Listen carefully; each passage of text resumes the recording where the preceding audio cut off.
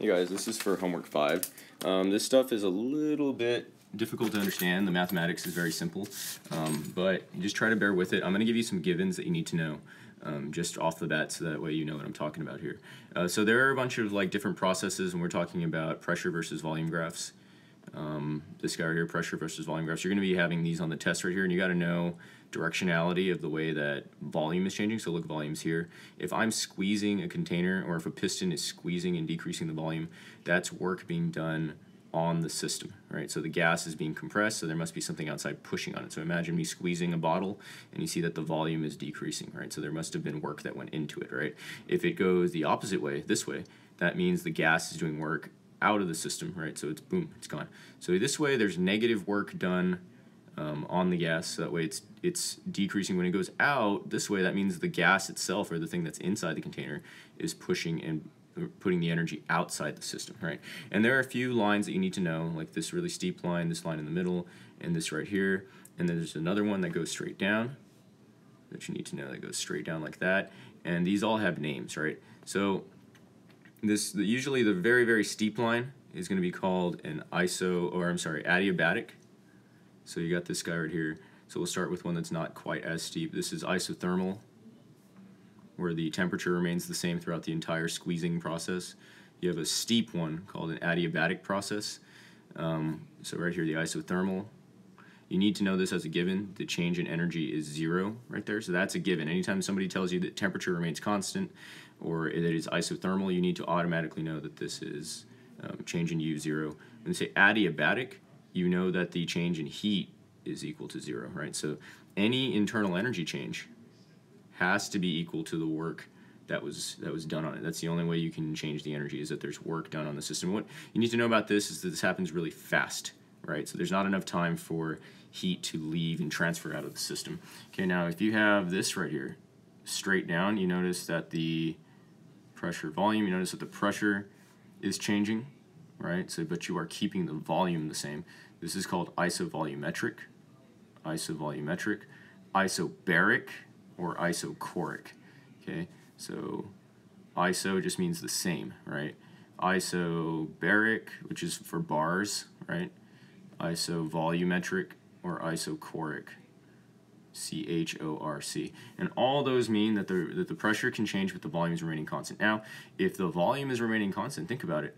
If I said that work was done by squeezing, that's some sort of pressure, but I have to change the volume, right? Because this right here would be a change in the displacement of the bottle, right?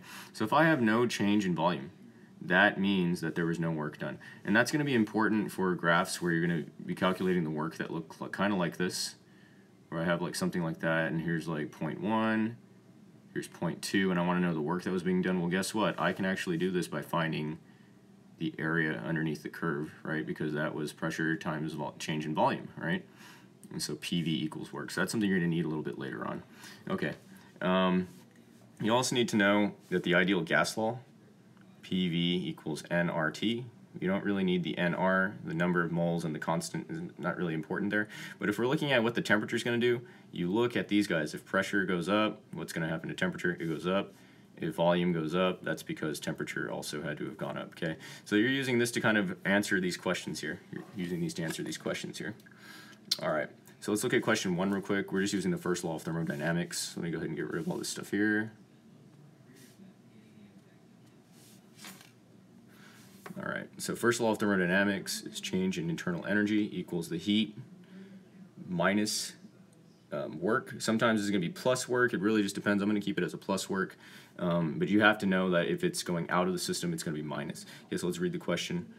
A certain process, 400 joules, is added to a system, and the system simultaneously does 100 joules of work. Okay, so let's see. What is the change in internal energy? So that is the delta U, right, is my question mark. Okay, so I've been given this and this. If I'm doing kind of like a flow chart of the energy, so this is energy in, so this is my Q, was positive, right, because it's going into the engine. So this is inward, so Q is positive, and then the system does work, this is out, right, so the work is out, which means the work is negative, right. So all I would do there is I'd set up my equation to be my 400 for Q, Q plus W equals my delta U. All right, so that's 400 positive and then minus 100 joules. So my change in internal energy is going to be 300. But you notice I kind of had to make a little bit of a flow chart here to be able to figure that out, right? Now, a lot of these problems, that's essentially all you're going to do. Okay, you write out the first law of thermodynamics, and you do this bad boy, and you just kind of see, is it positive or negative, right? Okay.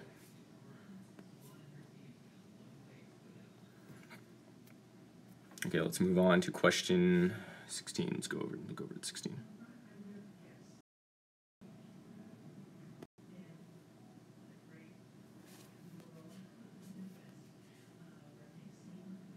Okay, isothermal process is working on a gas.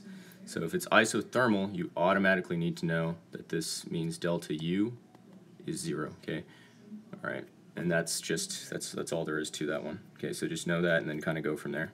All right, let's go to 19. All right.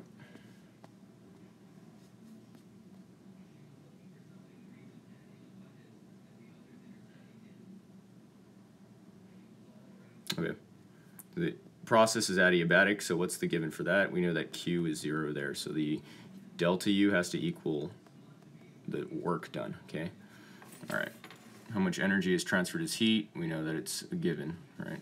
How much work is done by the gas? They have to be equal, right? So you see that they're the same number. Okay. Let's see. Let's go to 14. Okay. Temperature is held constant in number 14, so that means it's isothermal, which means the delta U is 0. Okay, you have to know that as a given. If 1500 joules of energy is removed from the gas during the compression, how much work is done? So if my delta U is negative 16,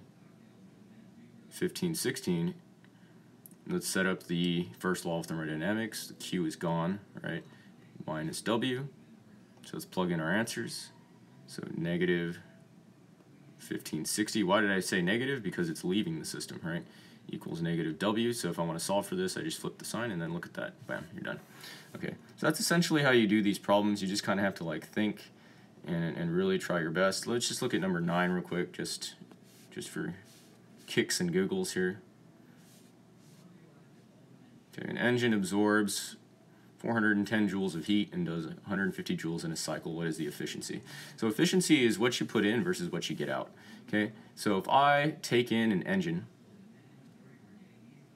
and I do 410 joules of heat was put in, but I only get 150 joules out, well, I didn't use all my energy, right? This was not 100% efficient. If it was 100% efficient, it would be 410 over 410. That would get you 1, right? So what am I going to do to figure this out? All right, if I ate 100 calories and only did 50 calories worth of work, that's 50%, right? How'd you do that? You put 50 over 100. So this one, you're just doing this guy. You're putting work in versus, or sorry, work out that you output versus the energy in, right? Or the joules in. And that's all you have to do for that. I hope this was helpful. Bye-bye.